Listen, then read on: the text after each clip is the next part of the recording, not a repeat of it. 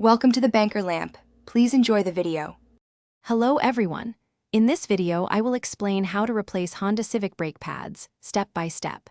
Before starting, prioritize safety by gathering all necessary tools, including a hydraulic jack, sturdy jack stands, and a lug wrench.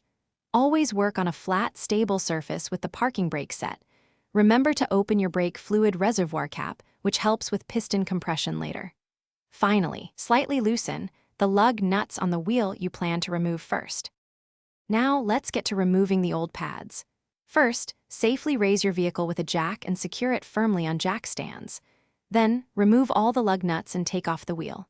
Next, you'll need to remove the two caliper slide pin bolts, usually 12 millimeters, allowing the caliper to be carefully lifted off.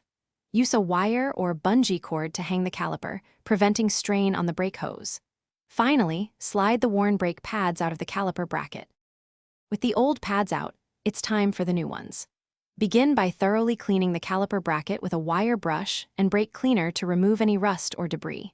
Install the new anti-rattle clips provided with your new pads.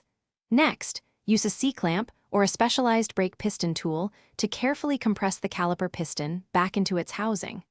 Apply a small amount of brake grease to the backing plates of your new pads, then slide them into the caliper bracket. For our final steps, carefully reattach the brake caliper over the new pads and hand tighten the two slide pin bolts. Use a torque wrench to tighten these bolts to 25 foot-pounds. Reinstall your wheel, hand tighten the lug nuts, and then lower the vehicle. Once on the ground, torque the lug nuts to 90 foot-pounds in a star pattern.